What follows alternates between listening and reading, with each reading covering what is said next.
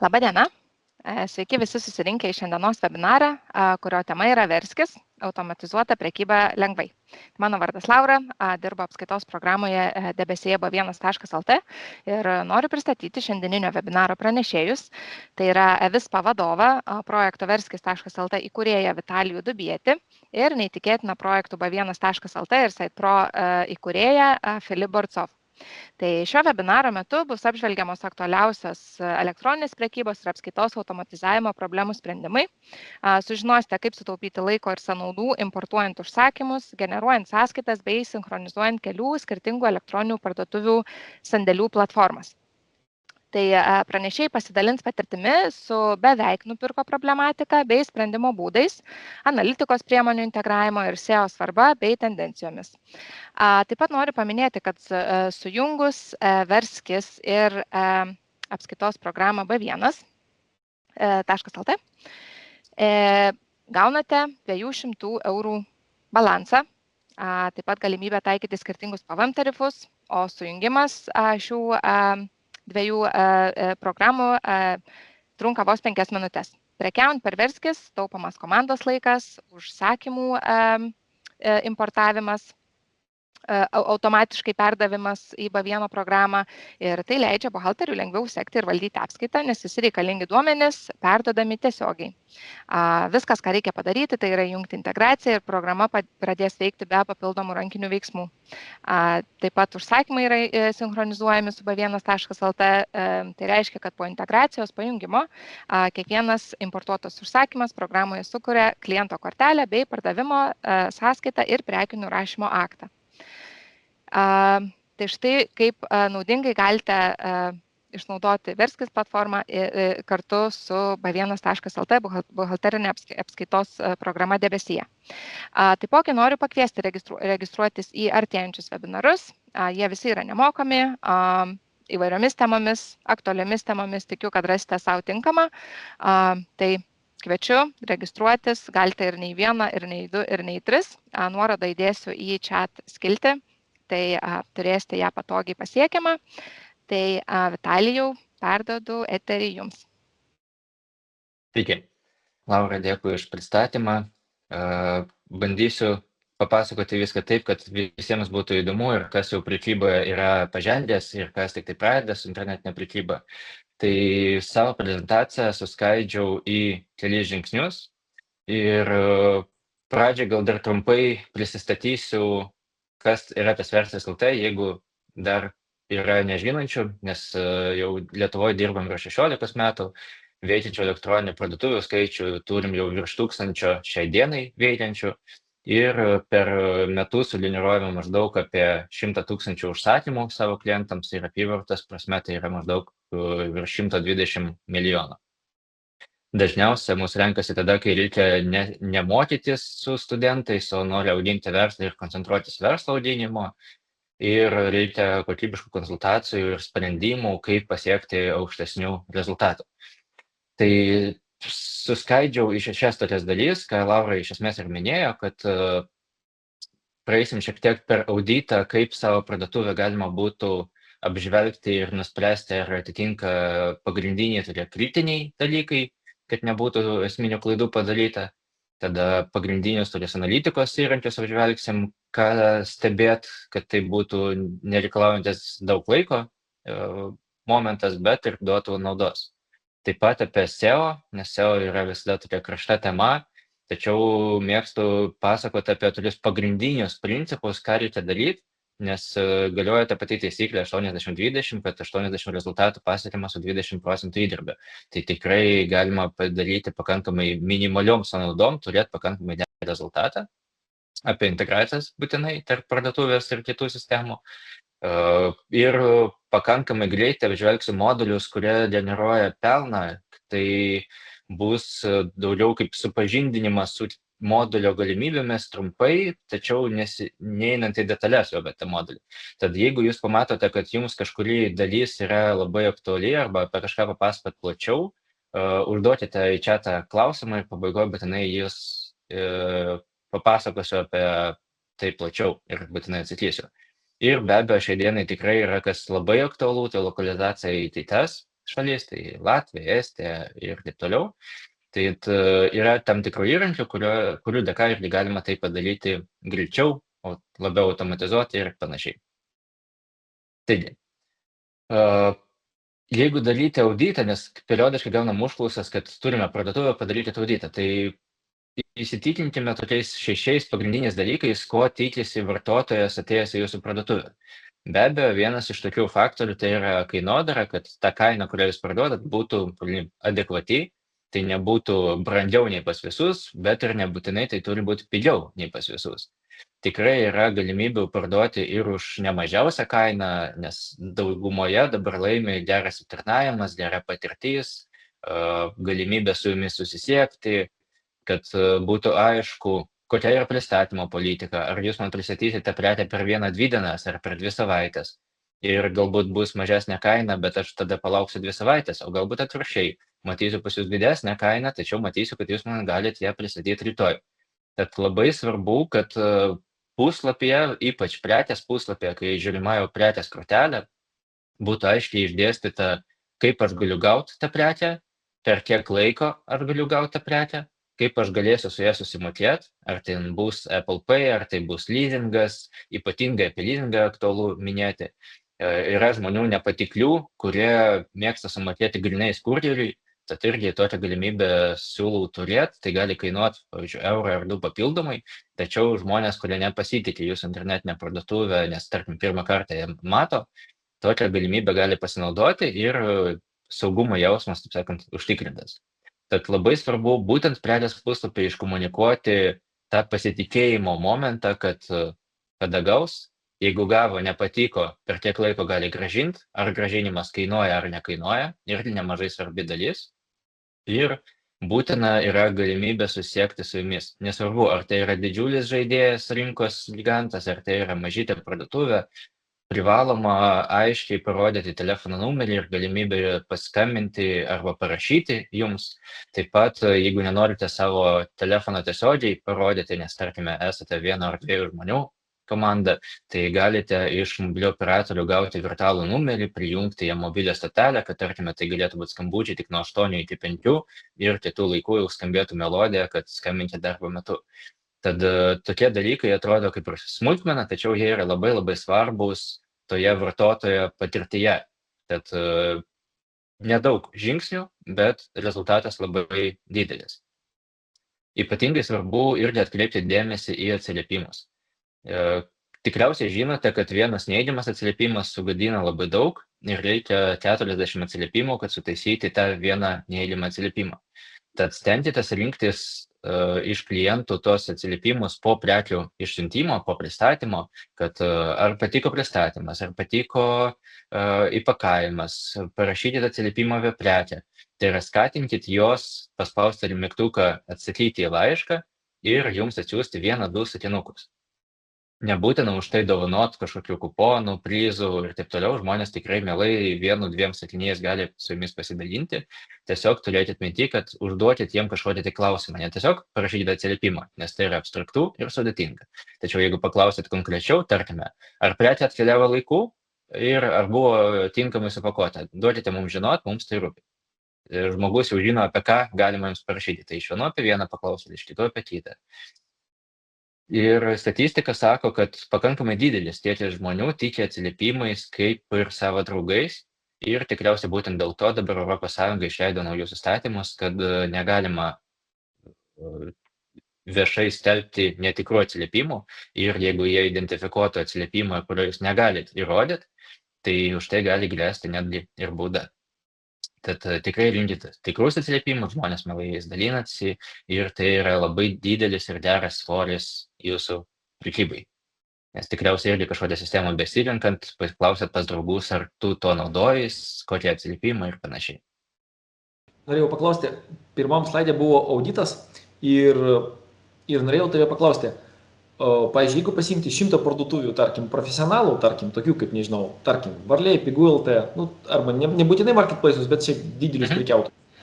Ir pasiimti 100 mažų parduotuvėlių. Tiesiog, tokių studentas padarė kokie 5-10 pardavimai per mėnesį, gal 20 pardavimai per mėnesį. ir tiesiog praeiti, tiesiog taip tą auditą padaryti. Tai pasiimti 100 didelių parduotuvėlių ir 100 tokių mažiukų. Tai problemas tavo nuomonė, kaip mažose parduotuvėlėse, bus kiekvienam žingsnė, o ar tai dažniausiai viena tokia kaip nedidelė problema?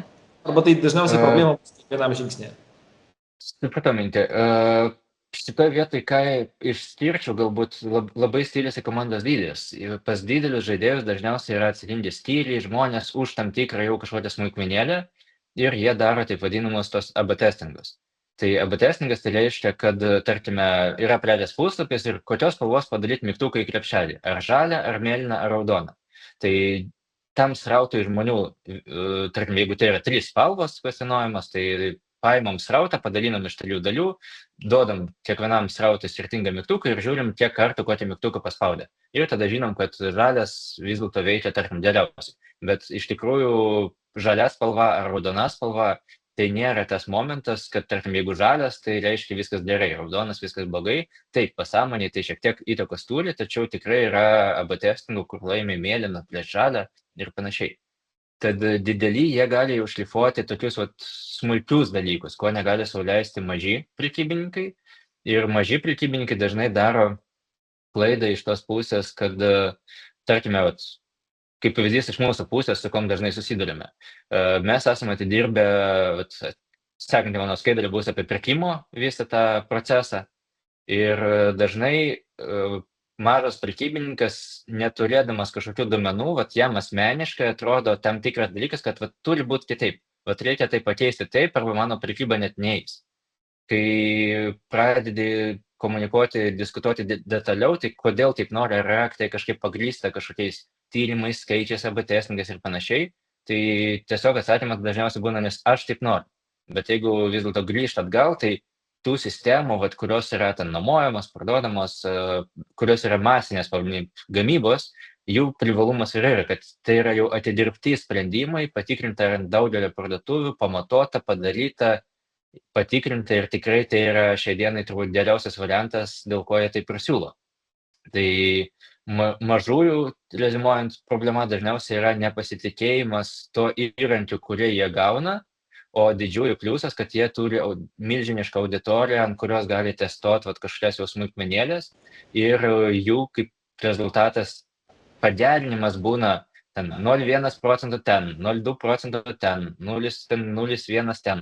Ir jie ieško, kaip tos mikro elementus jau tobulint, kai mažiems šitie 6 žingsniai gali atnešti 5% apyvartos arba 5% visos pardavimų esmės. Tai dėl to aš tos žingsnius vardinau. Pasubtiruosiu šiek tiek. Tai tiesiog prie kainodaros mes turim daug produktų ir tikrai net su B1LT bandėm skirtingas kainodaras ir net ypač pradžioj tikrai pirkimų buvo ypatingai mažai, tai mes stipriai nuleidom kainą ir pardavimų tiesiog masiškai padaugėjo, mes net daugiau pinigų surinkom. Tik noriu pasakyti, kad ta kainodara yra tiek svarbu ir atrodo, tu dirbi metus, 2-3 turi komandą, bet ta kainodara viską gali numušti, jeigu ji neteisinga. O dėl grąžinimo politika, lygiai kaip pasakėjai, B1 darėm testą, mes reklamavimas Delfyje metai grąžinam pinigus ir mes darėm ir tam su juristais viską darėm ir turim viskas labai tvarkingai, tai mes pasiteisinam ir lygiai kaip tai sakėjai, AB testingas ir buvo tiesiog, o kai mažiukas tu negali to padaryti. Tai tiesiog didelių privalumas yra toks, kad jie gali daug testų padaryti. Eksperimentuoti, jo. Nes jeigu tu per dieną darai 1000 užsakymų, tau lengva yra ištestuoti tam tikrą dalyką. Vieniem duodi 30 dienų grąžinimą, kitiem 60, kitiem 90, kitiem metus, kitiem 14, kas yra minimumas. Ir tiesiog gali palyginti, kaip tai veikia. Bet vėlgi didėjai, Decatlonas, IKEA ir panašiai duoda metus berods garantijos, tai yra grąžinimo garantijos ir žmonės tiesiog mieliau perka, nes žino galimybę, kad jie galbūt grąžins, bet per tuos metus dažnai išblunka čekis ir tu nebeturi ko grąžinti, net jeigu norėtum. Deja, kartais būna ir taip. Bet esmė viso šito, kad parodyti klientui, kad jo yra rūpinamasi, kad klientas turi teisės, kad klientas gali kreiptis ir jam bus atsakyta, pagelbėta ir panašiai. Tai čia yra toks turbūt esminis dalykas, kad į vartotoją orientuota prekyba turėtų būti. Ne tik iš pardavėjo pusės, kad aš, bet būtent iš vartotojo pusės, kodėl aš turėčiau pirkti pas jūs.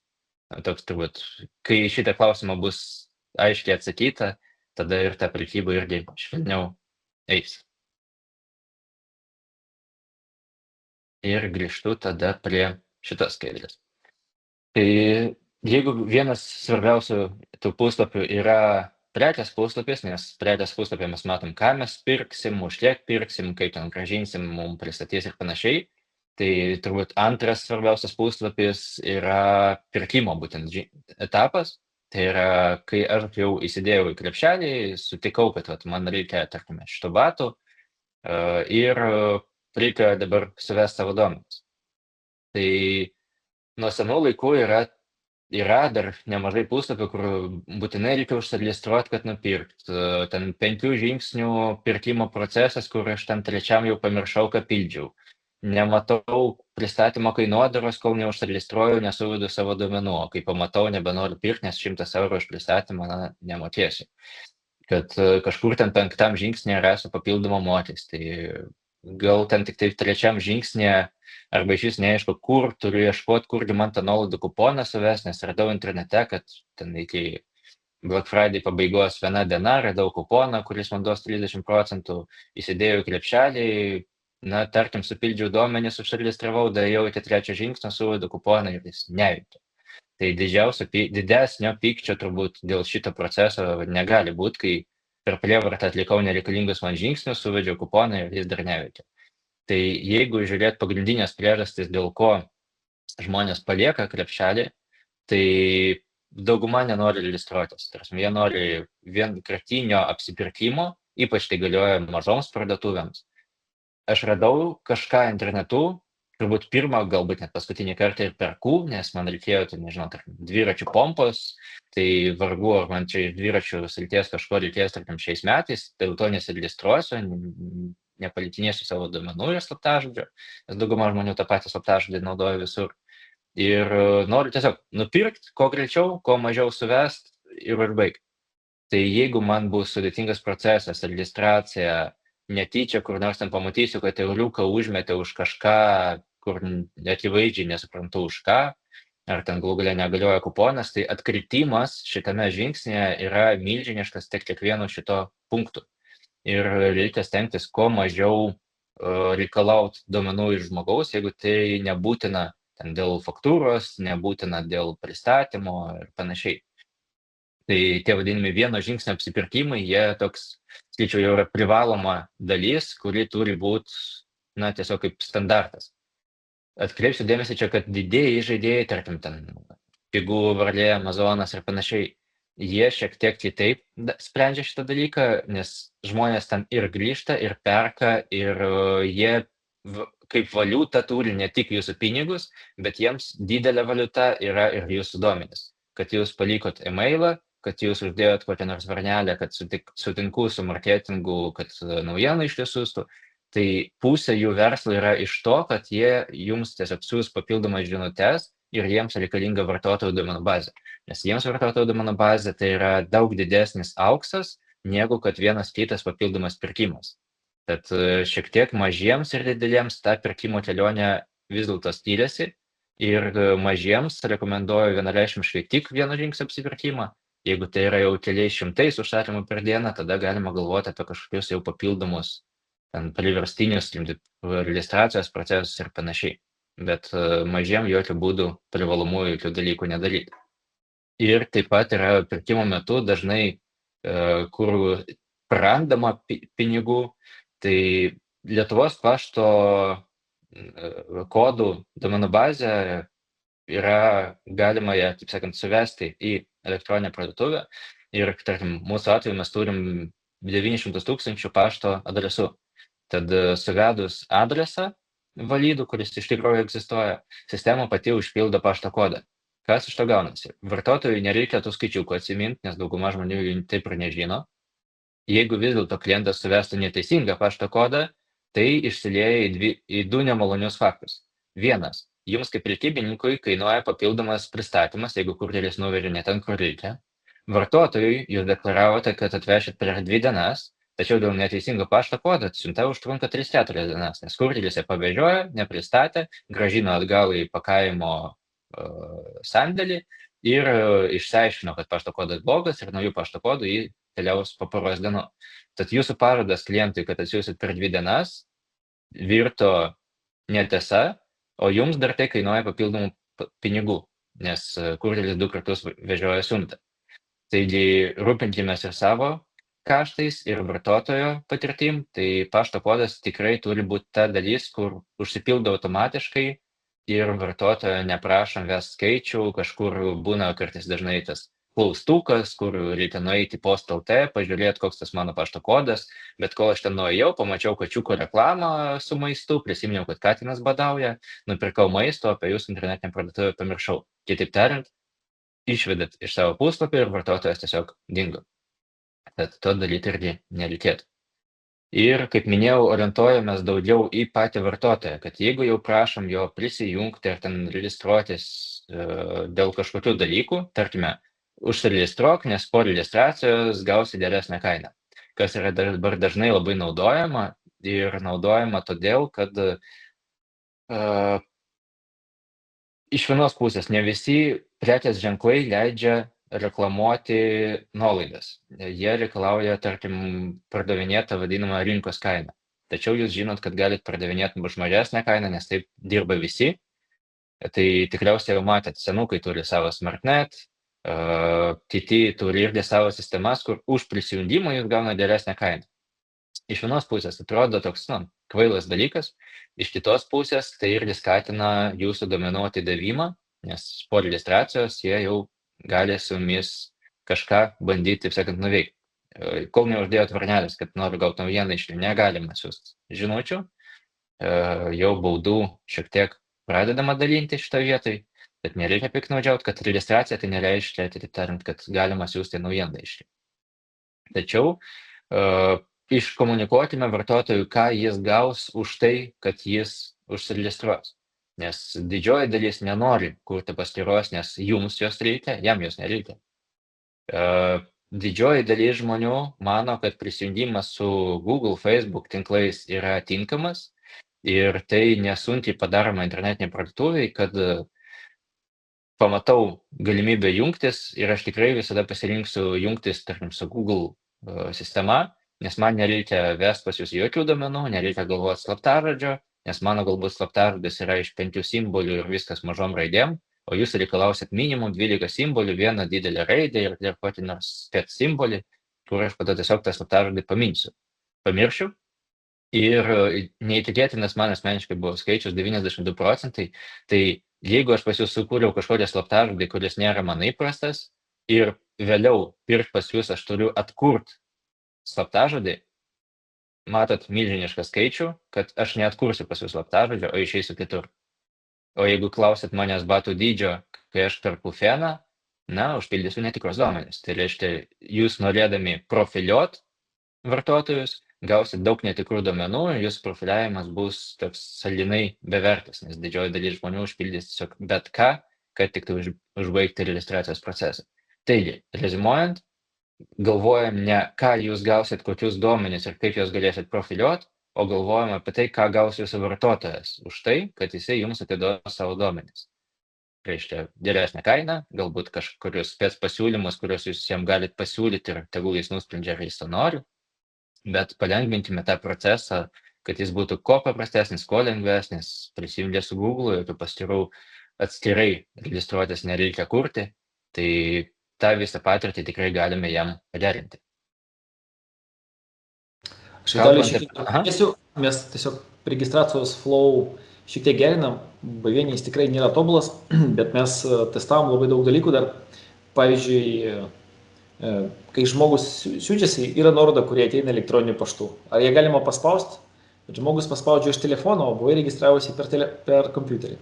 Vienas keisas. Toliau, tada begalvom galbūt atsiųsti koduką. Su koduku konversija ir registracija jau padidėjo. Tai reiškia, tarkim, 100 žmonių pabandė užsiregistruoti, 90 kažką padarė, o 80 užsiregistravo. Tai tiesiog tas procentukas pastoviai auga. Tai, pavyzdžiui, kodukas, kurį atsiunčia, jau palengvina situaciją. Toliau tas kodukas, pažiūrėjom, kad gali būti raidės ir skaičiai. Kai kurie atsiunčia tik tai skaičius, kai kurie tik tai raidės ir skaičius. Tada nuimi raidės, nes labai nepatogu su telefonu, tam nulis dar pagerėjo. Ir vien tik tai tas žaidimas su laukeliais, jų dydžiai ir taip toliau, jie taip pat duoda pakankamai tiesiog suprantamus marketingų, tarkim, jeigu tu taip iš 100, kurie stengiasi registruotis ir užsiregistravo 80, tai gali būti 85, pavyzdžiui. Tai turi marketingui, tai yra, tarkim, 5% efektyvesnis biudžetas. Tiesiog turiu pasakyti, kad net registracijoje yra tiek visokių niuansų, kuriuos reikia bandyti, žaisti ir gilintis. Ir kaip pasakai, tai viskas tęsk toliau. Ja, tai apie tos duomenys, tai kuo mažiau duomenų prašysim, tuo lengviau žmogus užsiregistruos, jeigu jau būtinai ta kažkodėl registracija privaloma yra. Čia, Filipai, tiesą paminėsiu, kad yra dar nemažas skirtumas, jeigu tą e-komerciją imt, tai aš šiuo atveju labiau akcentuoju apie tą prekybą fiziniais daiktais, batai, suknelės, siurbliai, kai yra paslaugų pardavimas, jo, jis turi šiek tiek kitokią specifiką, kitokį visą tą vadinamą seką, flow, kad tam, kad išbandyti kažką, pasinaudoti kažko, ten jau natūralu, tu kad turi prisijungti, prisiregistruoti ir ten šiek tiek kitoks tas procesas. Kai mes galvojame, mes testavom net domeną pardavimą be registracijos ir be abejo jis efektyvesnis. Ir dar net domeną, jeigu parduoti neprašant domenų, kas atrodo absurdas, ne, žmogus perka už domeną, jam reikia įvesti duomenys į registrą. Bet jeigu tu leidi tai padaryti, ne vieną domenų, taip pat pardavimai padidėja. Klausimas tada, ką po to daryti. Ir klausiau kažkada 2 valandas būtent prezentaciją, 2 valandas apie tai, kaip žmonės dėlioja, kad kiek laukelių ir kai išimti šitą laukelį atsiranda šitas, jeigu išimi numerį, bet atsiranda kitokių problemų. Tiesiog, kad jie apie tą logiką, kad yra komandos, kurios 50 žmonių žaidžia tik tai su registracija. Viskas aš tiesiog... Ja, visiškai teisingai. Ir čia, kalbant apie tada laukelius, jeigu nuo viduliuko šią atveju pradėsiu, nuo Hotjar, tai Google Analytics tikriausiai visi žinot, labai nesiplėsiu, renka statistiką, rodo, iš kur žmonės atėjo ir ne tik žmonės, o iš kur ateina pirkėjai, kurie nuperka. Tai čia yra toks turbūt būtiniausias įrankis, kad sekti ne tik iš kur atėjo lankytojai, bet ir iš kur ateina pirkėjai ir kiek tai generuoja pinigų ir taip toliau. Su dabartinė skūčių politika maždaug pusę statistikos jūs matot tikros, tai jeigu matot, kad ateina Google Analytics 100 žmonių, tai iš tikrųjų ateina maždaug 200 žmonių, nes pusė tiesiog nespaudžia mygtuką sutinku su slapukais, o kol žmogus nesutinka su slapukais, pagal įstatymus jūs negalit įdėti jokio Google Analytics duomenų rinkimo, nes jis dar nedavė jums leidimo jo sekti. Tad jeigu 100 duoda leidimą ir Google Analytics 100 parodo, reiškia maždaug dar tiek pat nedavė leidimo ir jų tiesiog Analytics'e nemato. O apie Hotjar įrankį, tai yra toks karščio žemėlapiai, kai tikriausiai žinot, kas yra termovizorius, kad ant namo žiūrim per kamerą ir matom, kur karšta, kur šalta, kur, reiškia, išeina šiluma iš namo. Tai panašiai yra su karščio žemėlapiais elektroninėse parduotuvėse, tinklalapiuose, kad galima matyti, kur yra pelytės kursorius, o pelytės kursorius iš esmės reprezentuoja, kur žiūri akis. Tad pagal tai mes galim žinot, kur yra žmogaus akis ir į ką jisai kreipia dėmesį. Jeigu, tarkime, kažkokiam puslapyje bus žmogaus veidas, tai labai dažnai ant žmogaus veido bus didžiausias dėmesys, o mygtukai, formos, tekstai gaus mažiau dėmesio. Taip pat su šito įrankiu galite rašyti ir video, įsivaizduokit, kad atėjot ryte į darbą, atidarėt savo pirkimų puslapį, pasidarėt kavos ir tiesiog 10 minučių praleidžiat tam, kad pažiūrėt, kaip žmonės elgiasi jūsų apsipirkimo procese. Kaip jie landžioja, ką jie veda, kur pelytę spaudinėja, tiek prasuka, kur išėjo ir bandyti atspėti tada, kodėl jis išėjo. Ir tokiu būdu jūs galite apie kiekvieną vartotoją turėti tokį kaip filmuką, ką jis veikia jūsų puslapyje. Tai labai geras įrankis bandyti atspėti, kodėlgi vienas žmogus elgiasi vienaip, kitas kitaip elgiasi ir dažnai pamatomas kažkokios sistemingi veiksmai, kurie identifikuoja jau jūsų tinklalapio kažkokią problematiką.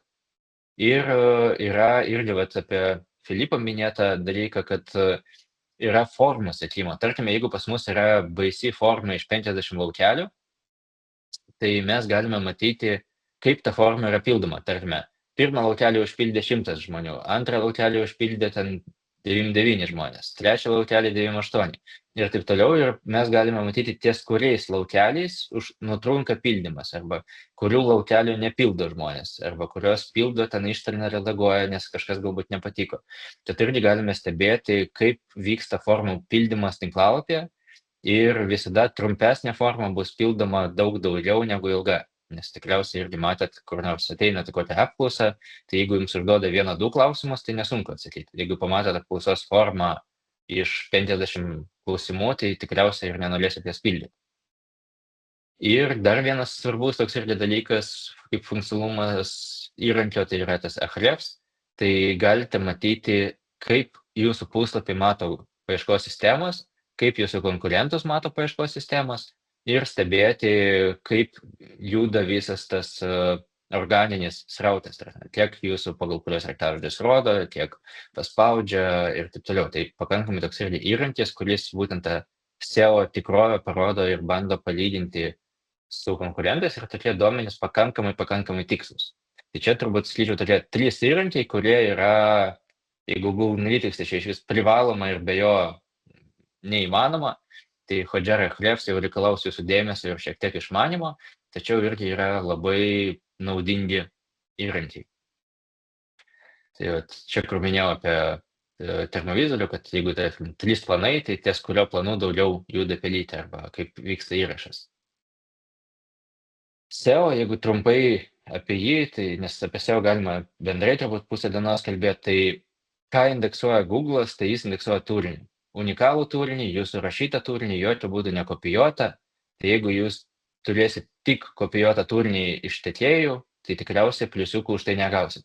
Tačiau jeigu jūs rašysit straipsnius, kurie bus jūsų nuosavy, ne su ChatGPT generuoti, arba bent jau sugeneruoti, bet performuluoti minimaliai, kad ir 10-20%, kad nebūtų to dėsningumo iš dirbtinio intelekto, nes Google'as tai identifikuoja. Tad tikslas yra tinklalapyje turėti kuo daugiau unikalaus turinio. Jeigu sistemą paimti, tai sistema privalo turėti taip vadinamus tos mikroformatus, mobilią versiją, automatinius antraščių formatavimus, pavadinimus, paveiksliukus.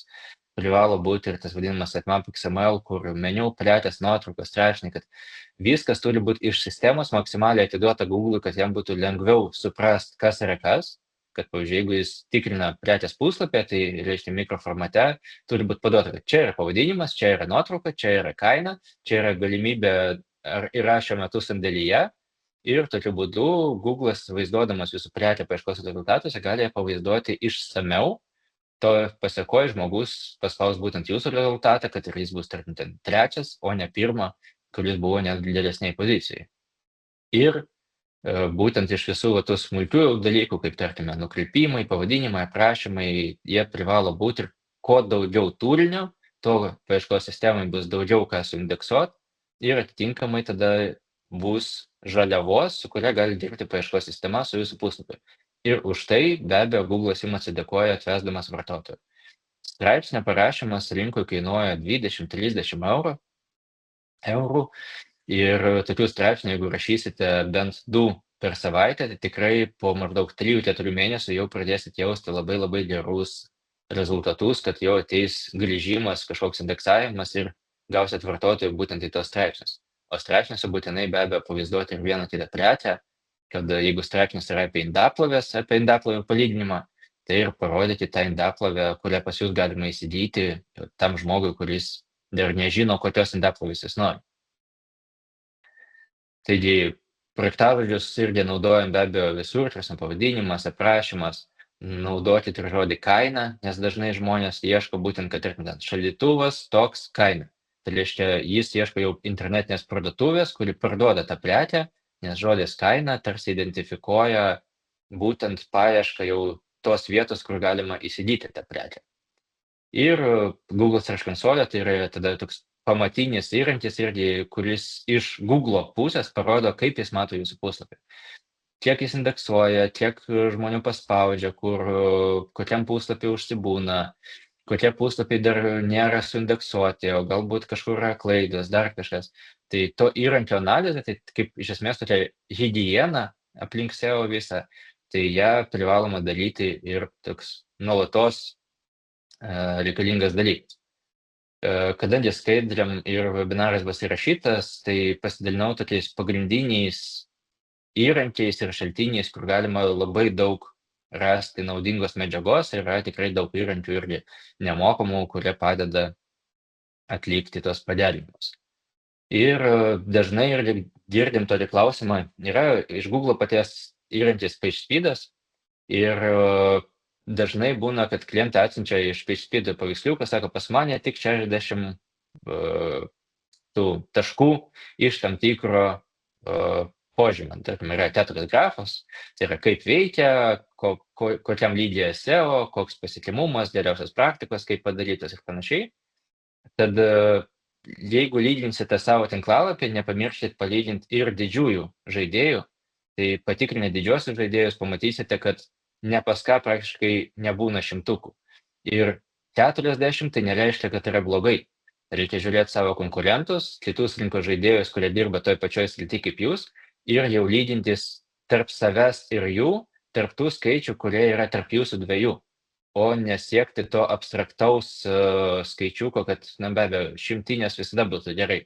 Šimtukus visi ir mokyklos norim užbaigti, kaip mokėmės, bet tarkim, tikrinant, vakar vakare įdėjau šitą skaidrę iš pigų, iš Amazono, tai tikrai milžinai, tarkim, Amazonė tikrai galėtų pasamdyti 100, 200, 300 žmonių, kurie dirbtų vien tik ties to, kad performance būtų ne 68, o 78. Bet tai nėra esminiai dalykai jūsų tinklalapiui gauti prastesnius rezultatus, prastesnius reitingus. Taip, tai turi įtakos, tačiau tai nėra esminis dalykas, dėl kurio reikėtų per daug perdėvint, taigi tiesiog lyginkitės su konkurentais, o ne absoliučioj toj vadinamoj reikšmėj. Apie duomenų mainus. Dėl SEO pridėsiu, tiesiog aš taip pat iš tų kartų, kai dar prieš 20 metų dar buvo Delphi paieškos sistema ir mes dar darėm SEO, dar kažkada laimėdom 8 iš 10 pozicijų Delphi'e. Dėja, Delphis atleido pozicijas ir leido viską padaryti Google'ui. Bet ką aš noriu pasakyti, kad iki šiol žiūrim tos SEO rezultatus yra tiek giliai ir kuo toliau, to gilinamės ir aš nežinau, kiek kalbų su dideliais vadovais, turi 20 verslų ir vis tiek žiūri tos, ne tai, kad žiūri SEO rezultatus, bet tai yra jūsų verslo fundamentas ir jūsų verslo esmė. Ir labai gerai, kai, pavyzdžiui, žmonės pasirinka Verskis, jau baziniai dalykai sutvarkyti ir žmonėms nereikia gilintis į tos visus klausimus, nes mes samdom ekspertus, tam $250 valanda, jie ateina pasamprotauti, ką daryti. Tiesiog, nes tie baziniai dalykai jau visi turi būti išskaidyti arba jo. Ir dar noriu pasakyti, prieš 20 metų ten SEO įrankių buvo 1-2.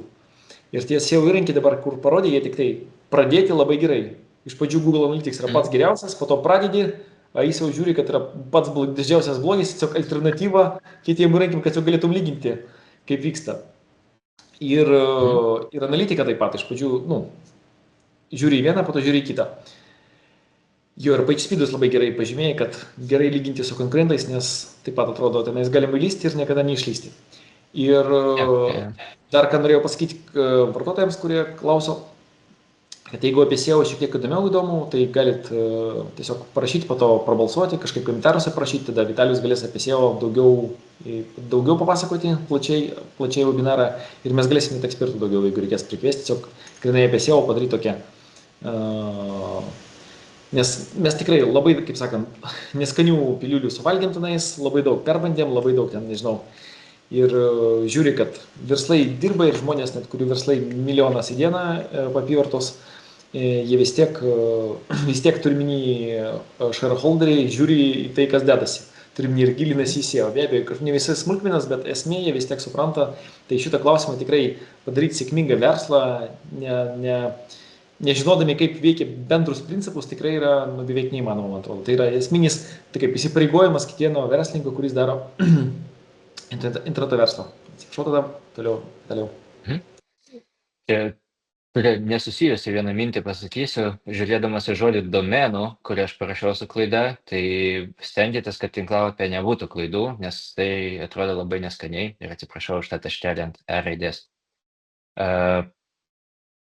Duomenų mainai reikalingi ir iš vienos pusės, tarkim, paimam Lietuvos tos pagrindinius prekybvietės, tai Pigų, Varlė, tai iš vienos pusės taip prekybvietės ima procentą, bet iš kitos pusės nepamirškite, kad jums atvesti vartotoją į savo internetinę parduotuvę, jį apdoroti ir kad jis užpildytų užsakymą ir pateiktų jums visus savo duomenis, taip pat kainuoja. Tad reklama į Google, Facebook, kitus kanalus jums tikrai kainuoja. Tad reikia tikrai kaip minimum skaičiuoti, kas yra pigiau, ar prekybvietė atiduoti procentą, ar pačiam investuoti reklamą. O kuo toliau, tuo daugiau parduotuvių dirba mišriojų turiu formatu, kad jie turi ir Pigų, ir Varlė, ir eBay'us, ir Google Shoppingas, jeigu turi produktus anglų kalba. Jeigu dirbat maržos segmente, tai būtinai tada reikia ir kainos palyginimo portalų, kur tiesiog žmonės, tarkime, nori skalbimo mašinos, tai jam nereikia skaityti instrukcijos, jis žino modelį. Jis nueina tada į kainų palyginimo portalą, įveda tą modelį ir pažiūri, kas už kiek parduoda. Tad tokiuose srityse tai praktiškai šitie kanalai yra privalomi. Yra įrankiai kaip Pricing, kur tiesiog galima stebėti jūsų kainodarą, lyginti ją su jūsų konkurentais ir žiūrėti, kada kas nuleidžia kainą. Yra parduotuvėje API modelis, kuris, tarkime, kaip veikia Versas ir B1, kurio pagrindu. Tai B1 per API iš parduotuvės pasiima duomenis ir atitinkamai per API užsiunčia mums duomenis. Jeigu reikia kitokių duomenų mainų, yra taip vadinamas XML. Tai gali būti dropshippingas, kai, tarkime, iš jūsų tiekėjų gaunami failai, kuriuose yra tiekėjų prekės su likučiais, jūs tos failus importuojat pas save ir tokiu būdu prekiaujat to, ko neturit pas save sandėlyje, o kai parduodat, žinot tiesiog iš kur paimti tą prekę. Tad irgi toks labai populiarus prekybos modelis ir vis daugiau populiarėjantis. O apie kalbos barjerą, kad tai, tarkim, bus lenkų kalba, vokiečių kalba, šiek tiek vėliau dar papasakosiu, kad tikrai kalba šią dieną jau yra nebe problema importuoti svetimus XML'us ir tikrai tokiu būdu praplėsit savo asortimentą, ko neturi kiti rinkos žaidėjai. Tad prie šitos skaidrės norėjau plačiau papasakoti apie mainus, ką turime su B1 ir tikrai tai labai sklandžiai veikianti integracija, labai nesiplėsiu, nes ir Laura pradžioj pakankamai išsamei jau nupasakojo, kad taip galima ir keistis prekių informaciją, ir likučių sandėliais, ir kainodara, ir esant poreikių galima ir didesnė, gilesnė integracija, kaip kainynai, specąlygos, sandėliai, užsakymo informacija gali vaikščioti skirtingom kryptim.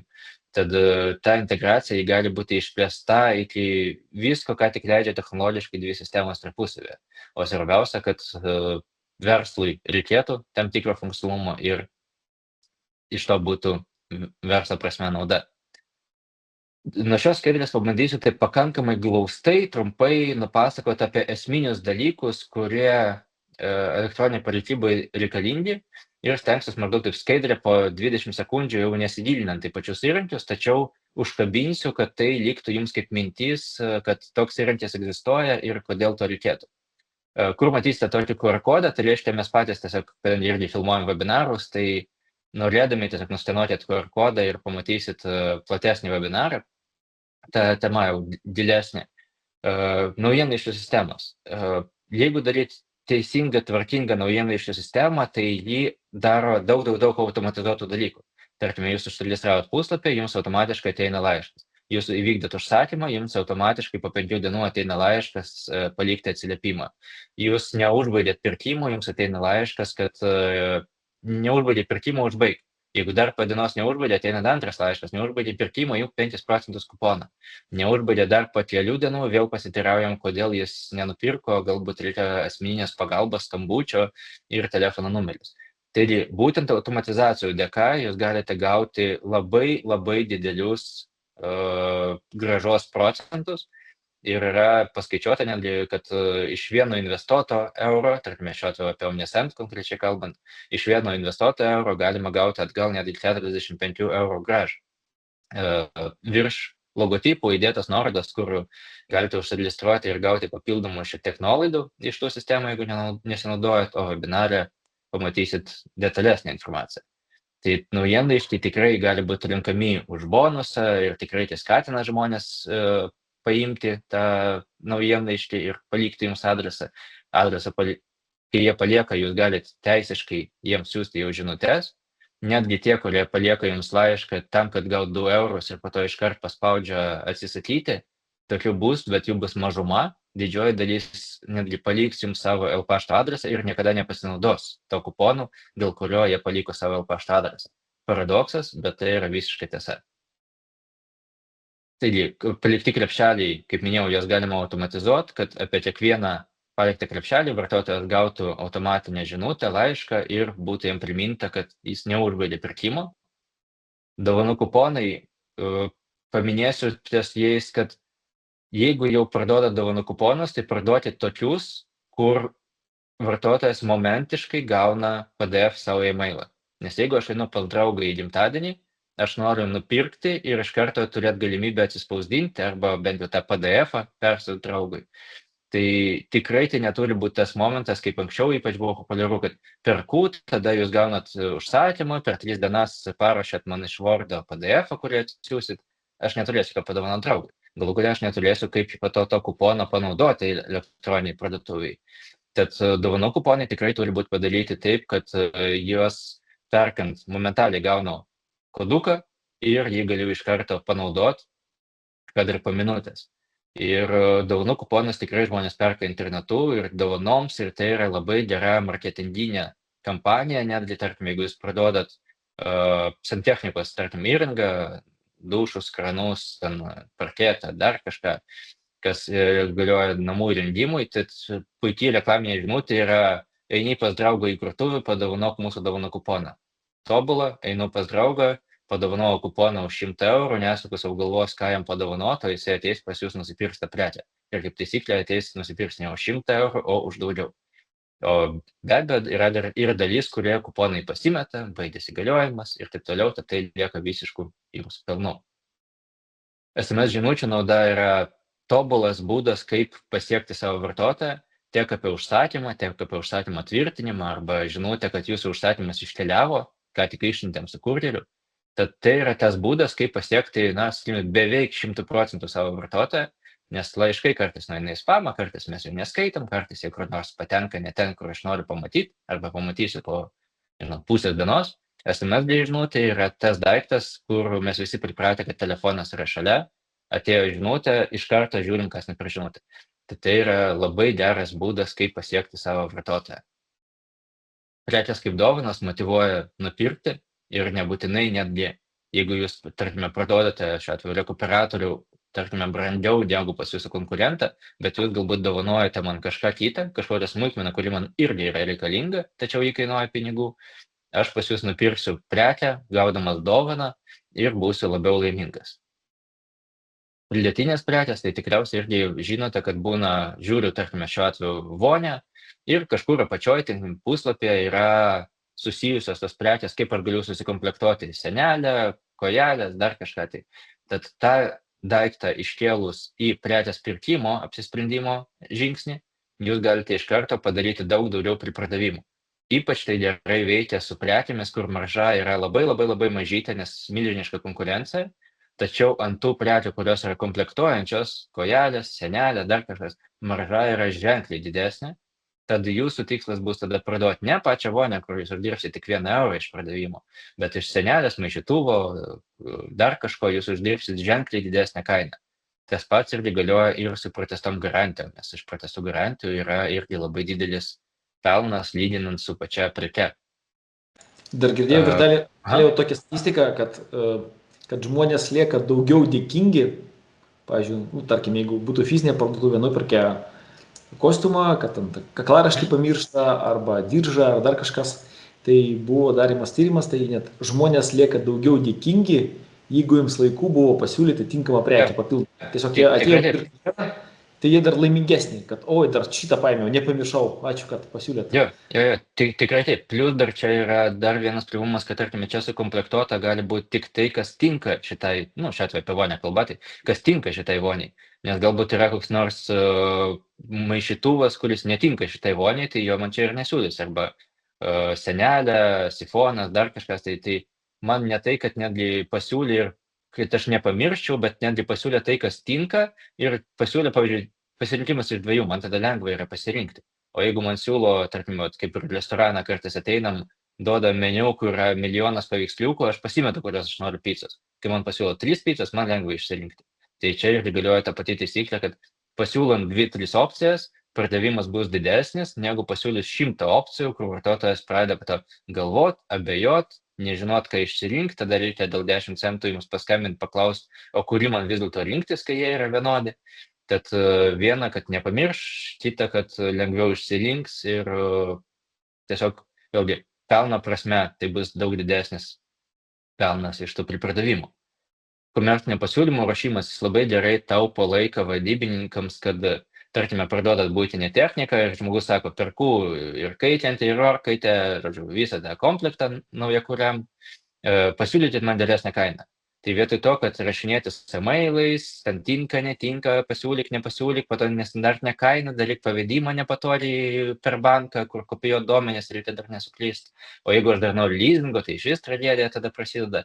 Tai komercinio pasiūlymo įrankis, jis yra nuostabus to, kad jūs klientui pasiūlot galutinę kainą, už kiek jūs sutinkat parduoti visą tą komplektą, jis negali vienos prekės iš to pasiūlymo po to išmest.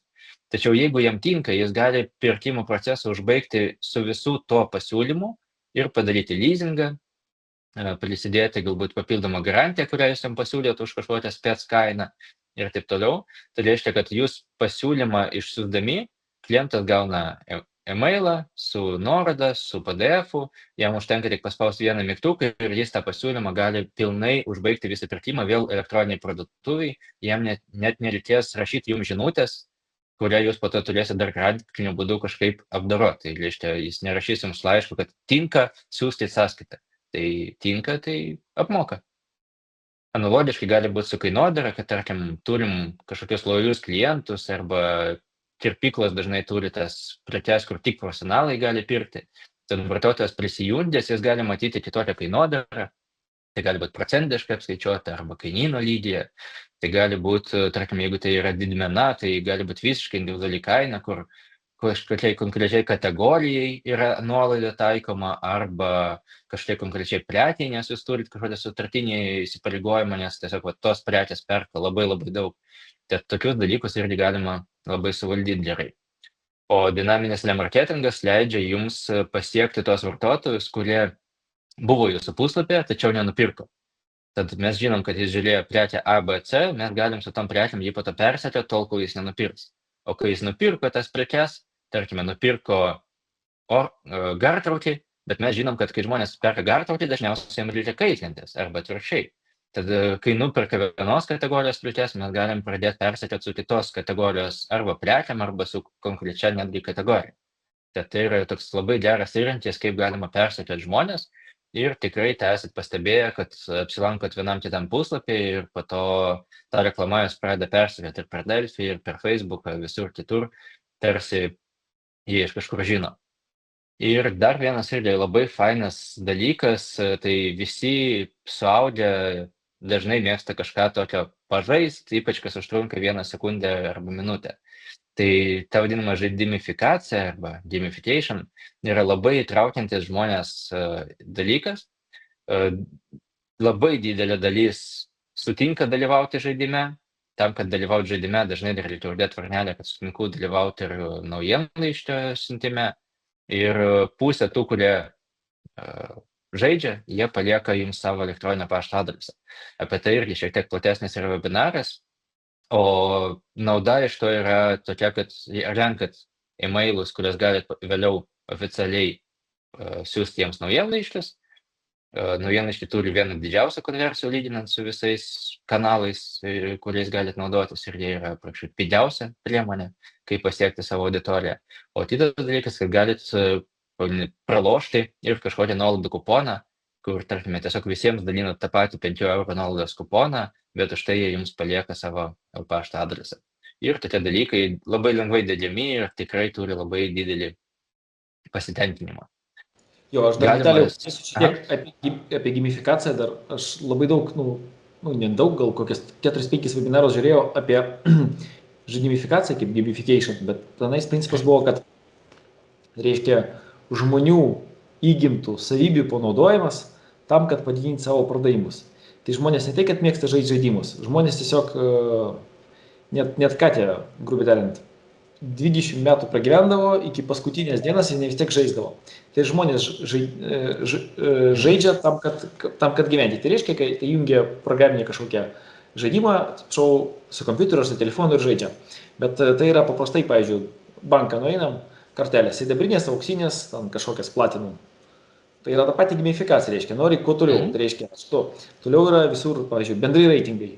Tai reiškia, šitas nupirko daugiau negu šitas.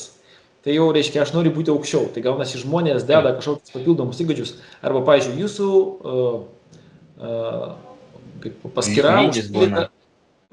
paskyra užpildyta 86%. Jums Facebookas nemokėjo už tai, kad jūs dar įdėtumėt savo telefoną, dar kažkas. Arba jums dar trūksta kelis draugus iki to, kad jūs atrakintumėt kažkokią funkciją. Tiesiog tie metodai, jie žiauriai veikia, galingai veikia, be abejo, bet yra principai aprašyti, jeigu pas tai webinarą aš nežiūrėjau, galbūt tai ir tenais, bet tie principai iš tikrųjų labai galingai ir tos pačios net žvaigždutės parduotuvėse, tai yra ta pati gamifikacija, kaip, pavyzdžiui, nuperkite, nežinau, kažką tau 3 žvaigždutės, dadėk dar 20 gausi, nežinau, bet ką, bet esmė tai, kad jie panaudoja žmogui įgimtas savybės, kuris jau nebegali naudoti. Tiesiog jis programuotas mūsų. Ir tam, kad padidinti pardavimus. Tiesiog jas galima taip pat naudoti. Tada toliau. Visiškai teisingai. Ir dar ką galima su tais pačiais gamifikacijos įrankiais daryti, čia yra Douglaso paveiksliukas. Tai labai gera priemonė edukuoti savo auditoriją. Tarkim, jeigu jūs esat bankas arba didelis žaidėjas kažkuris, labai faina duoti vadinamą kvizą, kur tiesiog klausom, kiek, nežinau, tarkim, paštomatų mes turim Lietuvoje. Ir keli atsakymo variantai. Ir nesvarbu, aš atspėsiu, neatspėsiu, man parodo, kad, tarkim, aš neatspėjau, bet teisingas atsakymas toks. Tai tokiu būdu labai lengva edukuoti vartotojus, tarkime, arba vienas moka dirbti su verštasu. Taip, ne. Nesvarbu, kurį žmogus paspaus mygtuką, taip bus žalias, o jeigu paspaudė vėl tas žmogus ne, tai ne užsidega raudonai. Ir jeigu, tarkime, iš 10 klausimų jūs 5 atsakė teisingai, jūs jam už tai galite irgi duoti kažkokį tai prizą. Tai tikrai irgi toks veikiantis dalykas, plus paedukavot ir dar žmogui davėt kuponiuką, kurį jis gali prisitaikyti perkant. Robotai irgi, čia galima atskirai 2 valandas apie tai kalbėti, bet trumpai tai yra robotukai, kurie gali skenuoti jūsų puslapį ir iš jūsų puslapio generuoti pagalbą vartotojams. Tokių robotukų dėgymas nekainuoja labai daug, dažniausiai tai gali būti, tarkime, kokių 200–400 eurų už visą tą dėgymą, nuskaitimą ir sukonfigūravimą, ir po to kažkoks irgi nedidelis mokestis, tačiau jis labai gerai atsako žmonėms į daugelį klausimų apie kažkokius dalykus, tarkime, iš pagalbos skilties, iš daug skilties, apie prekes gali padėti žmogui su pasirinkimais. Tikrai naudingas dalykas. Ir einant šiek tiek... O Vitalijau, tu kažkokius turi konkrečius parekomenduoti, ar kažkaip ir verstis jau kai kurie integruoti tai robotukai?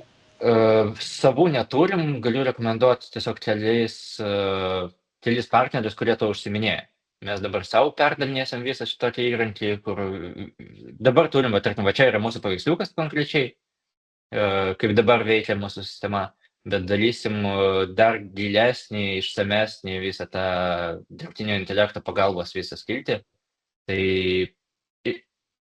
brūkštelkit laišką, pabaigoje paskutinė skaidrė bus mano e-mailas ir aš tiesiog pasidalinsiu 2 kontaktais, kurie gali padėti, nes viena iš tokių pagrindinių problemų, ką mes turim Lietuvoje, dėl kalbos.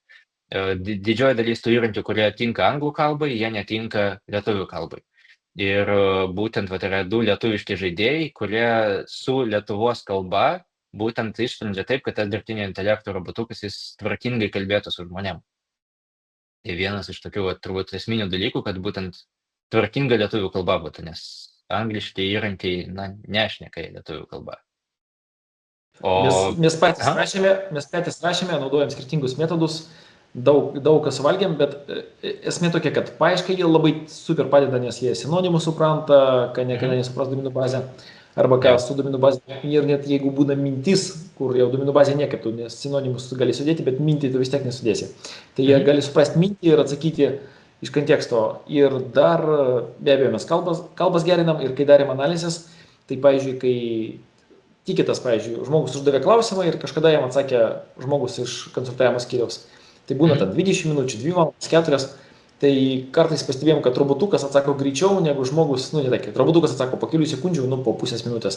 O žmogus tai 20 minučių ir be abejo yra klausimų, kurių robotas niekada neatsakys ir savaime aišku yra klausimus, kurie vis daugiau ir daugiau atsakys ir mes dažniausiai robotus nemėgstam, kad jie yra tokie labai buki, bet jeigu susitinkam su tvarkingais robotais, tai tikrai esam dėkingi, kad jie išsprendžia situaciją greičiau negu gyvas konsultantas, kuris tuo metu užimtas.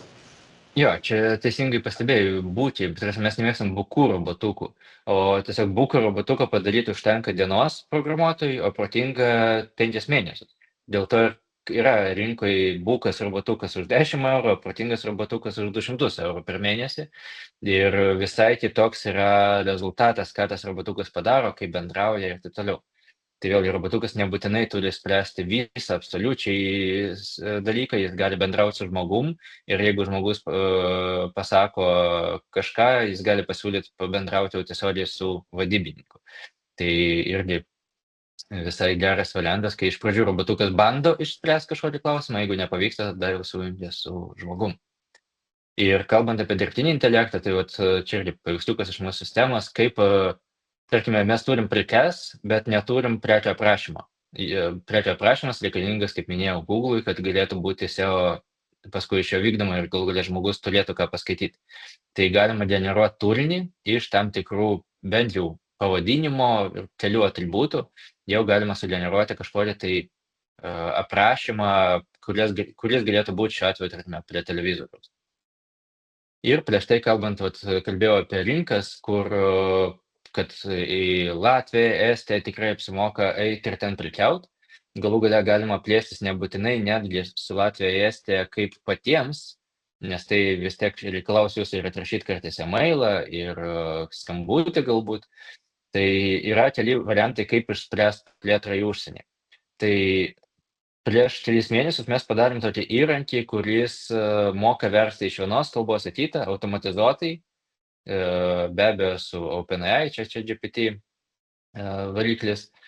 Ir jis verčia, sakyčiau, taip 90-95% jo tikslumas gali būti. Tad tokiu būdu, ką mes galim pasiekti, kad tarkime, jeigu mes galim gauti minėtą mano XML iš Lenkijos tiekėjo, viskas ateina lenkų kalba. Na, natūralu, jeigu jūs pasiūlysite savo internetinį parduotuvę į lenkų kalbą visus aprašymus, na, tikriausiai niekas nepirks, nes nesupras, ką veikia čia jūsų internetinė parduotuvė Lietuvos rinkoje su lenkiškais aprašymais. Ir didžioji dalis nesupras, kas ten parašyta. Tačiau, jeigu tas XML bus importuotas į parduotuvę, o parduotuvėje bus įjungtas varikliukas, kuris iš lenkų kalbos verčia į lietuvių kalbą ir tik tada publikuoja prekes, tai reiškia, kad jau man naršint po parduotuvę, aš matysiu lietuvių kalbą visą turinį, tai tikėtina, kad aš jau pasitikėsiu jūsų parduotuvę ir nupirksiu. Be abejo, tas vertimas gali būti šiek tiek kreivas, pavadinti liaudiškai, tačiau tai bus jau labai labai arti tiesos. Tai dirbtinio intelekto pagalba jau galima atlikti tas vertimus ir bent jau dabartinė mūsų praktika, paskutinį mėnesį labai šlifuojam šitą įrankį, kad tikrai padeda plėstis į užsienį, nes lengva yra pakurti turinį kitą kalbą. O jeigu reikia profesionaliau visą tai daryti, rinkoje yra toks žaidėjas kaip Makes You Local LT, ir jų komanda gali vykdyti ir klientų aptarnavimą, ir profesionalesnius vertimus, ir reviziją, ir padėti kitose rinkose įsitvirtinti jau dirbant su gimtakalbiais. Faktas, kad tai yra brangiau už dirbtinio intelekto automatiškai generuojamą turinį, tačiau kokybei siekti, tai tikrai yra vienas iš tokių partnerių Lietuvoje, kuris gali tai padaryti. Ir parduodant į užsienį, nepamirškit, kad tą pačią prekę parduodant Lietuvoje mes turim 21% ir parduodant į kitą rinką gali būti skirtingas PVM tarifas. Ypač kalbant apie fizinius asmenys. Apie juridinius tai tiesiog 0 gali būti. Tačiau kalbant apie fizinius asmenys, į skirtingą šalį parduodant skirtingas PVM tarifas. Ir blogiausias galimas pardavimas, tai kai jūs iš Lietuvos parduodat prekę su minimalia marža į Vengriją, nes Vengrija yra 27% PVM, tai jūsų marža gali būti mažesnė negu visas PVM skirtumas. Tad tikrai pasidarykit internetiniai parduotuviai, kad visą tą milžinišką lentelę, kur pagal skiltys, kur kiekvienam tipui prekės gali būti taikomas skirtingas PVM tarifas skirtingoj šaly. Tai iš mūsų sistemos bandžiau šitą lentelę nufotografuoti, supratau, kad čia į jokį ekraną jį netilps, tai tiesiog pirmą tokį gabaliuką ištirpau, nes tikrai tų tarifų yra labai daug ir labai daug yra skilčių, pagal kokį prekės, pagal kurią grupę, koks PVM tarifas yra taikomas. Ir tokiu būdu tada jūs nenukentėsit ant PVM skirtumo ir atitinkamai vartotojas pirkdamas, tarkim, iš Liuksemburgo, kur yra mažesnis, PVM tarifas bus labiau linkęs nupirkti iš jūsų parduotuvės. Ir tikiuosi labai neužlaikiau jūsų ir stengiausi taip trumpai papasakoti apie daugybę dalykų, kurie gali padėti jūsų internetiniai parduotuvai uždirbti daugiau ir tikrai didžiąją dalį visų šitų dalykų galima automatizuoti. O kuo daugiau ir protingiau mes visą tai automatizuosim, tai natūralu mažiau dirbsim, daugiau uždirbsim. Tad to ir linkiu jūsų internetiniai prekybai. Jo, aš dar prie paskutinių slaidų šiek tiek pridėsiu. Ačiū, be abejo, labai gerą prezentaciją, to jau turbūt bus labai daug klausimų. Ir tikrai labai šauniai, glaučiai, tiesiog kur žmonės norės daugiau, jie galės parašyti konkrečiai ir mes galėsime padaryti atskirus webinarus. Bet tiesiog šiek tiek apie AI vertimus. Pažiūrėkit Kiniją, ne, nors kaip supratau, į Kiniją mes parduoti nelabai dabar turim techniškai galimybių, bet pažiūrim, kaip kiniečiai keliauja į visą pasaulį, tai jie tikrai nemokina lenkų, lietuvių, vokiečių kalbos, bet tikrai jie užkariauja lyderiaujančias pozicijas ir tai tikrai nėra kažkokias super aukšto kokybės prekės, tai yra pigios prekės, 1, 3, 5, 20 dolerių ir jie tiesiog masiškai užkariauja rinką, turėdami praktiškai, galiu pasakyti taip, automatinius vertimus. Kitaip net nėra, ne? Ir dėl MaxVLocal, man atrodo, pas mus taip pat bus su jais webinaras, tai taip pat galim juos rekomenduoti. Tiesiog, kol esat, tarkim, verslas vis tiek auga ir augant verslui didėja tų problemų skaičius, keičiasi problemos, tai akivaizdu, kai jūs prekiaujat, tarkim, 1000 per metus, o per mėnesį vienas problemos 10 000, 20 ir kažkada atsiranda ta riba, kai jau reikia jau, kai turi 100 eurų pardavimų į Lenkiją, negaliu taip visai pasakyti, kad nėra svarbu, kokią tu PVM pasiimsi, bet galbūt yra mažiau svarbu, negu kai tu į Lenkiją prekiausi, pavyzdžiui, 300 000 į mėnesį ir jau tada PVM jau yra neteisingas, kartais jau, kuo didesnis verslas, to tos problemos net nemokestinės, jis jau gali į kitą sritį išeiti. Tai tiesiog yra profesionalai, tai taip pat jie, man atrodo, sekančius webinaruose pas mus dalyvaus. Jo, ačiū labai Vitalijau, tada Laura, turbūt klausimų pas mus bus daug, ne? Ačiū labai Vitalijau, tikrai labai įdomiai susiklausę visą medžiagą, labai praktinės žinios, manau, čia dalyviam labai naudingos. Tai turime keletą klausimų, pradėsiu gal nuo kokios yra pagrindinės elektroninės prekybos automatizavimo tendencijos 2025 metams, kokių naujovių galime tikėtis, kas padės sutaupyti dar daugiau laiko ir išteklių. Pakankamai abstraktu, nes tą pačią buhalteriją automatizavus jau galima sutaupyti labai daug išteklių, galima automatizuoti vertimus, galima automatizuoti kainodaros valdymą pagal tam tikras logikas.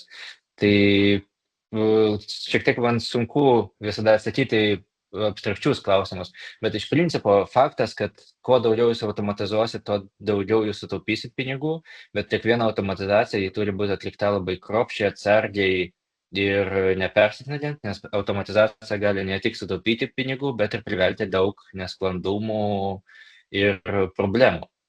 Tai tarkim, kainodarą norėsite automatizuoti, kad nuo maržos pagal grupės užmestų 3%, tai jį per klaidą gali jums nuimti 3%, nes netyčia ne tą ženkliuką uždėsit.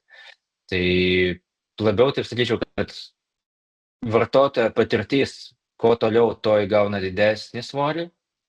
Automatizacija leidžia jums jau taupyti kaštus ir priimti vietoj 10 darbuotojų 9, tačiau pagrindinis turbūt toks dalykas, kurį akcentuočiau, kad automatizacija ir vartotojo patirtis yra du dalykai, kurie šiais metais turbūt ties ko iš principo ir koncentruojasi dabar visi. Tiesiog dėl automatizacijos su Vitalijum pilnai sutinku, tai tiesiog kai rinka yra nenuspėjama, svyruoja pasaulis, nežinau, banguoja pasaulis ir ta automatizacija bet kokia atveju leidžia jums bent kaštų sumažinti. Tai maži kaštai ir maža savikaina, labai svarbu, ne kaina, o savikaina, yra visada konkurencinis pranašumas. Tai tiesiog automatizacija bet kokia atveju, jeigu nėra labai didelių svyravimų, jinai bet kokia atveju visada padeda.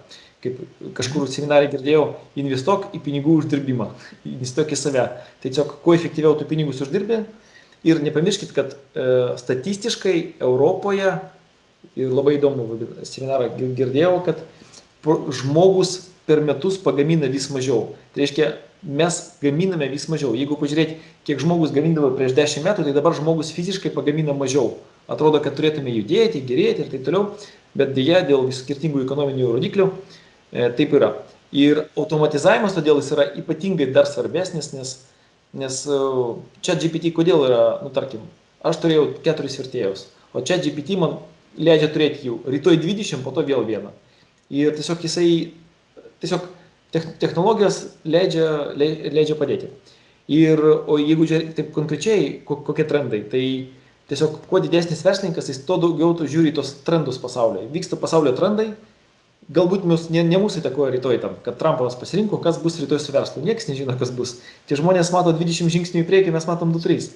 Bet aš ką noriu pasakyti, jūsų verslas turi būti kuo galima lankstesnis. Tiesiog jūs dabar žiūrit, Trumpas prezidentas, o rytoj žiūrėsit Trumpas prezidentas ir todėl tas, o rytoj žiūrėsit todėl tas ir tas, todėl tik, o kažkas tik tai pažiūrėjo užuominą, jis jau supranta, kas toliau vyks.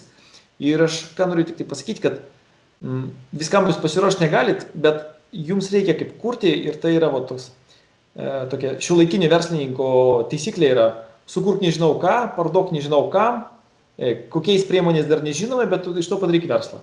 Tai ir aš nesakau, kad reikia viską bandyti, tiesiog, bet kaip Vitalijus labai protingai pasakė, kai galit bandyti, bandot, čia pabandot ir jūsų tikslas tada, jums nereikia žinoti 100% rytojus. Jūs tiesiog esat pasiruošti bet kam. Jeigu efektyvus verslas, koks skirtumas, koks bus rytoj? Jisai efektyvus, jis labai greitai pasikeis ten, kur reikia. Jeigu jūs labai atidirbot SEO, jeigu pas jūs viskas automatizuota, jeigu pastovus pardavimų srautas, jeigu yra normali diversifikacija, jeigu parduodat skirtingom valiutom, yra normalus tikėjai, gera komanda, stabilus pelnas, tiesiog viskas funkcionaliai, tai koks skirtumas, koks rytojus? Bus rytojus vienoks ar kitoks. Tai koks skirtumas? Jūs tiesiog ta greita komanda, greita reakcija į rinką yra jūsų konkurencinis pranašumas. Ir kai pas jūs greita reakcija į rinką, jūs patys žinot, kaip dabar pasaulyje.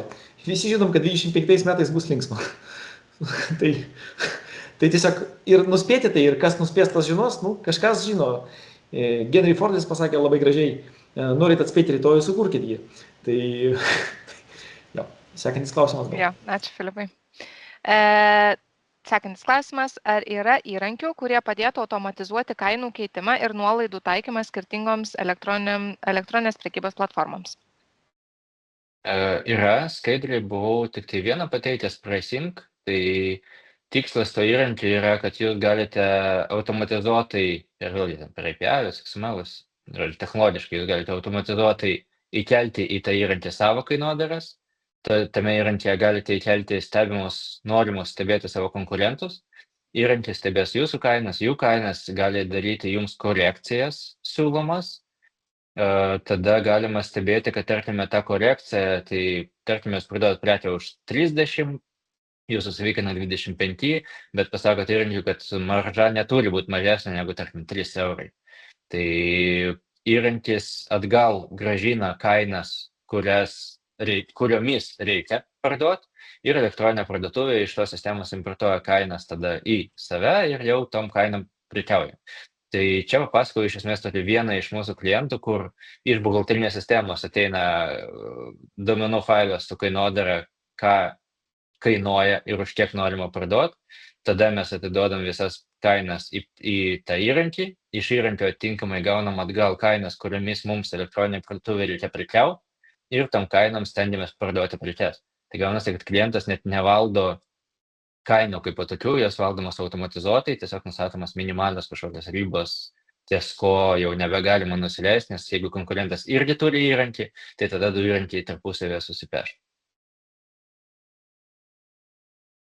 Filipai, gal turi čia kažką Jo, papildyti? Vitalijus labai gražiai apie save papasakojo, aš tik ne apie save, apie tą veikimo algoritmą, kaip jisai veikia, bet aš tik tai pridėsiu tiesiog tokį šiuolaikišką vadovą, aš net nežinau dabar ar vadovas, ar tik akcininkas Paisieroj, Kostas, žinomas toks veikėjas, bet noriu tik pasakyti, kad čia GPT įlindo pusę metų iki mūsų, mes įlindom gal anksti, jis įleido dar pusę metų iki mūsų.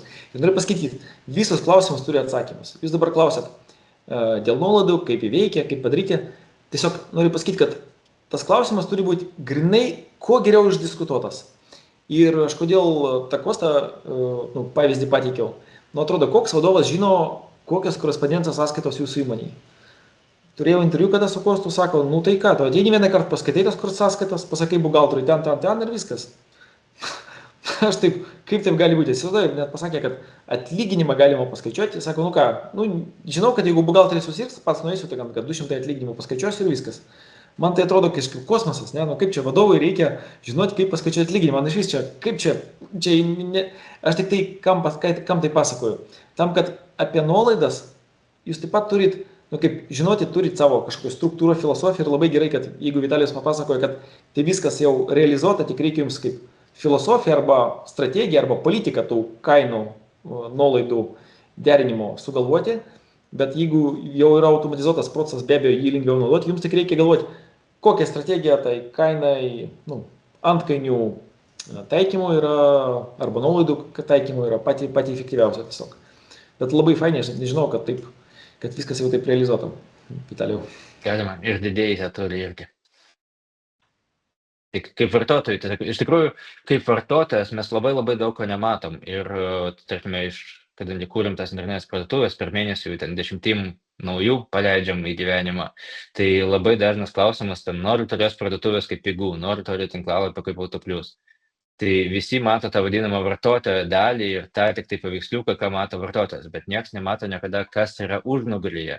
O užnugaryje yra 90% viso verslo, nes tai, kad mes parodėm prekę su paveiksliuku ir su kaina, tai nieks nežino, iš kur paimtas paveiksliukas, iš kur paimtas aprašymas, iš kur paimti savybių visi pavadinimai, kaip apskaičiuota kaina, kad ten 5 žmonės dar dirbo prie to, kad ten aprašymą patiuninguot, kad Google'as idealiau dar suoptimizuotų. Tai orientuokitės visada į tai, kaip jūs norit parduoti, ne tai, kad norit tokį tinklalapio kaip tie didėjai, nes tada mūsų jau standartinės toks klausimas, jūs turite 5 milijonus maždaug taip verslo startui. Tada ne, man reikia už 1000 startuoti, tai negalim apie kaip pigų padaryti. Tai o kas jums patinka tada pas pigų, tai reikia prie visų tų ir nuolaidų ir kitų dalykų atsakyti irgi klausimus, ko jums reikia, kad išryškint, paimkit popieriaus lapą ir užrašykit, kodėl jums reikia, ko jums reikia. Ir tada, kai parašysit 5 punktus, labai pasimatys, ko iš tikrųjų jums reikia, ne tos abstrakcijos paveiksliuko, o man reikia, kad galima būtų įkelt prekę, man reikia, kad galima būtų ją parduoti, valdyti kainą, dar kažką padaryti.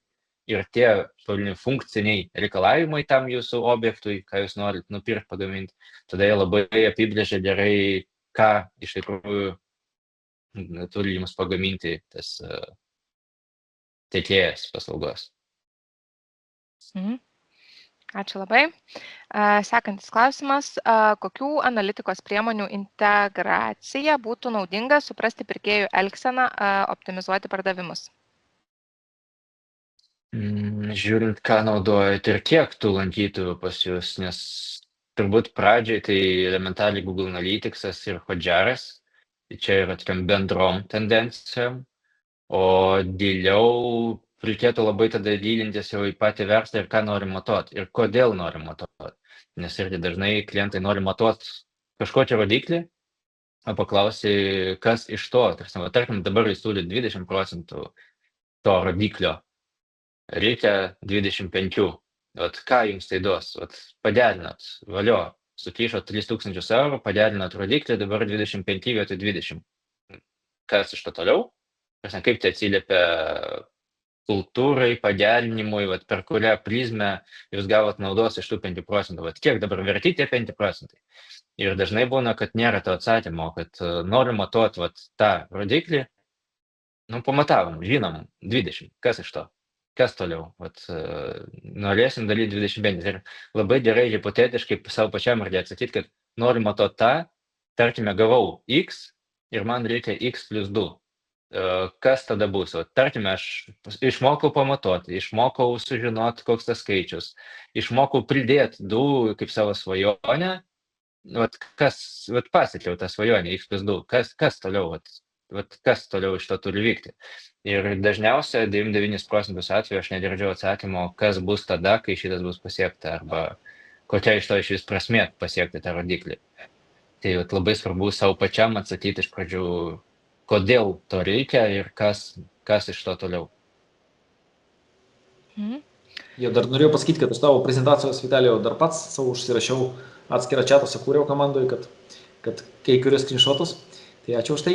O dar į kokius įrankius naudojam, tai jeigu naudojat verskis, tai kas yra paprastai, kad yra naršyklė ir viskas yra vienoje sistemoje. Tai iš esmės žmogus atėjo nuo iki, ir aš nežinau, jeigu, kaip supratau, vis tiek čia bus J4, ne, 4 versija, tai galima praktiškai sudėti tas vietelės ir praktiškai, jeigu Google normaliai sukonfiguravot, galit labai gerus piltuvėlius padaryti.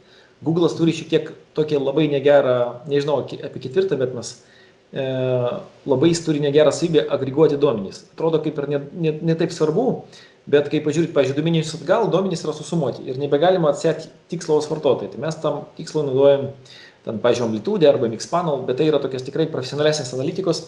Jeigu pajamos yra iki $10 000, tarkim, į mėnesį, tai nėra prasmės galvoti, jeigu 500 000 jau galbūt verta pagalvoti. Tada galima sekti vartotoją iš vis, kaip jis buvo svetainėje, užsiregistravo, grįžo po kažkiek, atėjo iš telefono, užsipirkimo, nuėjo, grįžo, labai. Ir galiu pasakyti, kad po kažkiek laiko duomenų yra tiek, apie ką Vitalijus kalbėjo, kad jų nebegalima suprasti. Turiu minį duomenų tiek, pas mus, pavyzdžiui, duomenų tiek, kad mes galime jau tiek visko lyginti ir tiesiog reikia tik tai žmonių, kurie o analitikų net nėra Lietuvoje, nes nėra net tokios specializacijos, nes tai, kai mokino universitete, ta analitika, kuri mokinasi universitete, jinai jau nebeegzistuoja realiam pasaulyje. Tiesiog technologijos tik tai ateina dabar normalios, paskutiniai 3-5 metai. Aš net nesu, galiu Vitalijui pasakyti, Lietuvoje nesu nei vieną gyvą žmogų matęs, kurie naudoja produkto analitiką. Ne svetainės lankumo analitiką, bet produkto analitiką. Tai bet šiaip, jeigu normaliai daryti svetainį ir daryti AB testingus, pavyzdžiui, mixpanelėje paprastai, ir Google galima taip sukonfiguruoti, bet tiesiog mixpanelis tikrai tam skirtas. Tiesiog tu įmonė iš pradžių Google užtenka viskam pagrindė, kai jau matot, kad Google nebeužtenka, be abejo, Hotjaras kitokią problemą sprendžia, parodo, ir taip pat su juo reikia mokėti dirbti, ne tik, kad pažiūrėti ir viskas, ir metodologijas mokintis, kaip su to dirbti, toliau galima jau tada eiti amplitudę arba mixpanel. Jo, tokios jau detalesnės. O šiaip dar skirtingam momentams gali būti ir skirtingų analitikų. Tik tai kiek norit, kaip sakant, gilintis. Universalaus vieno pačio geriausio įrankio nėra, šiek tiek augat, žiūrit, jau nebeužtenka eina toliau. Bet sakau, po kažkiek laiko duomenų tam patiek, kad jūs nebegalite jų suvaldyti. Jų tiesiog daug, jūs galite viską žinoti. Kokių liučių, kiek žmonės sulyginti auditoriją, nežinau, Lenkija su Latvija, vidutinį Čekiją, viską jūs lyginat ir ant tiek radiklių, 20 žingsnelių tame piltuvėlėje, jūs darot, jeigu Android'as taip, jeigu iPhone'as taip, jeigu taip ir taip, jeigu čia taip, ir tiek radiklių jau viskas, jūs nebesuvaldot. Aš nežinau, pamandžiau taip atsakyti. Ačiū. Dar vienas klausimas ir dar pabandysiu susijęti su šito klausimu kitą klausimą, kuris buvo užduotas registracijos metu. Tai kaip žinoti, kurie beveik nupirko klientai yra labiausiai linkę grįžti ir užbaigti pirkimą? Kokias analitikos priemonės rekomenduotumėte, kaip sugrąžinti klientą apmokėti krepšelį? Tai ir susijęs klausimas užduotas registracijos į webinarą metu. Kokie techniniai sprendimai, pavyzdžiui, automatiniai priminimai, remarketingas gali būti naudojami, norint sugrąžinti vartotojus, kurie nebaigė pirkimo? Jo, tai apie šitos dalykus stengiuosi pasakoti irgi šiandien. Tai du dalykai. Vienas tas vadinamas remarketingas, kur po to Facebookas, Google'as persekioja iš paskos ir rodo jums reklamas tol, kol jūs pagaliau nenupirksit, arba su jais 30 dienų. Kitas dalykas, kad jeigu jau pirkimo metu mes žinom kliento e-mail arba telefoną, mes jam galime automatiškai išsiųsti žinutę tiek SMS, tiek e-mailą apie tai, kad jis nenupirko. Ir pavyzdį dar pasakau, kad iš pradžių siunčiam tiesiog laišką, tarkim, ten po 2 valandų, kad nepamirškit, liko krepšelis. Antras laiškas, tarkim, jau po dienos, sugrįžk, imk tau 2% kuponą, nenupirko, dar tarkim po savaitę siunčiam, žiūrėk, akcija, valio, tu laimėjai loterijoje, 10% kuponas tau atkeliauja. Tai tiesiog tai yra automatiškai išstatytas tam tikros taisyklės, mailingas, kuris tai daro ir tokiu būdu tai vyksta. Tai Omnisendu puikiai tai veikia.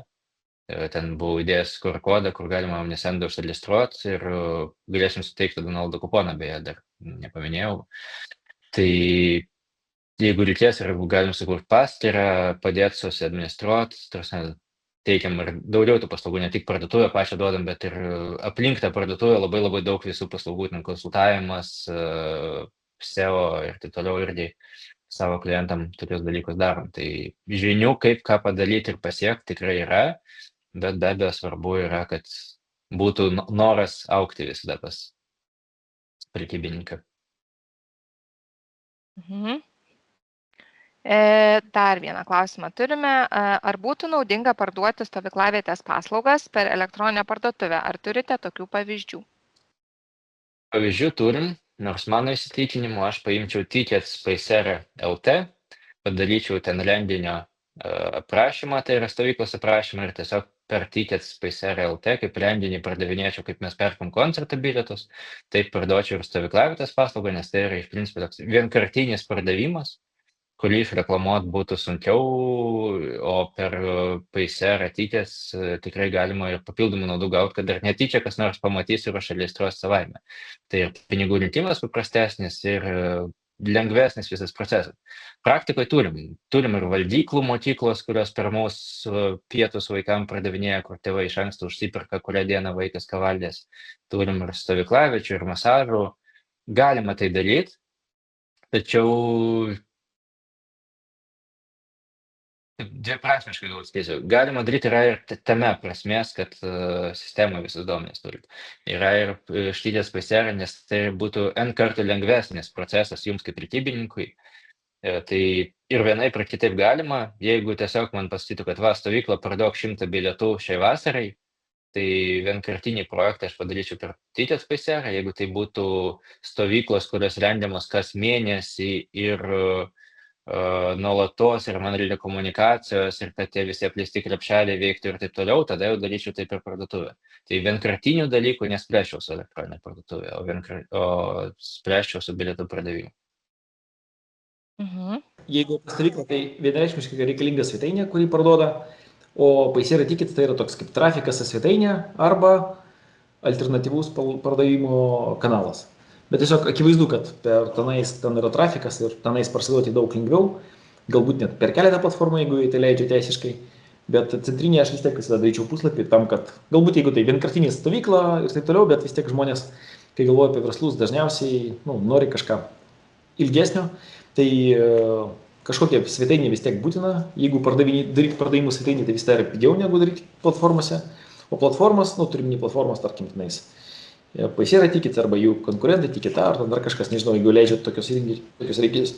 Tai ir tada tenais, kaip sakant, jūsų centras, domėnas, kuris valdo, tada labai daug pardavimo vietų, kurios galbūt kartais sudaro 25 jūsų procentus pardavimų.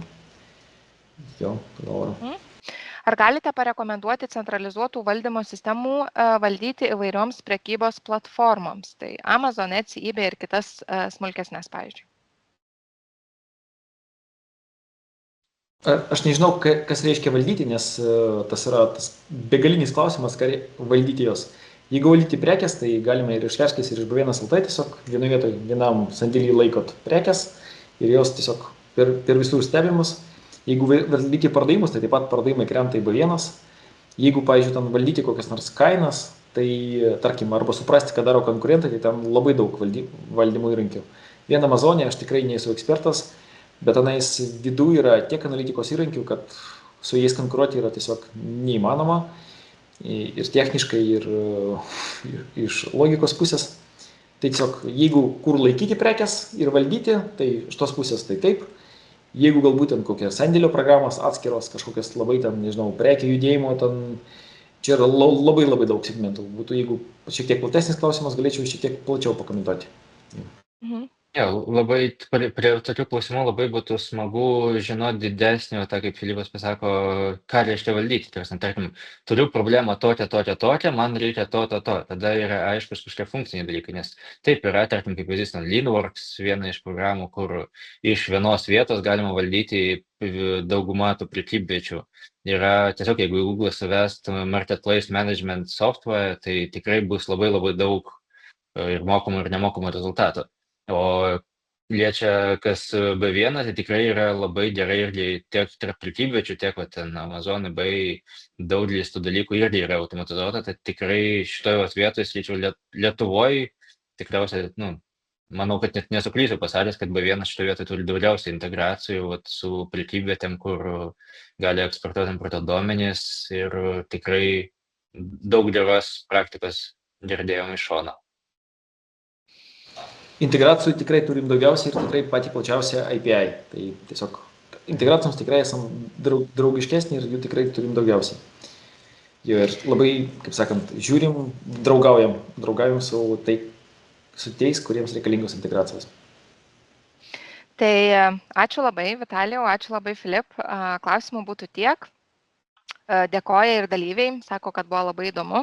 Tai tikrai paantrinsiu, kad tikrai buvo įdomu, naudinga išgirsti ne tik tą teorinę, bet ir praktiką iš savo srities profesionalų, gauti patarimų. Tai palinkėsiu visiems geros dienos ir ačiū už dalyvavimą, ačiū labai dar kartą Vitalijau ir Filip. Ačiū Jums, geros dienos. Visą geriausią. Ačiū.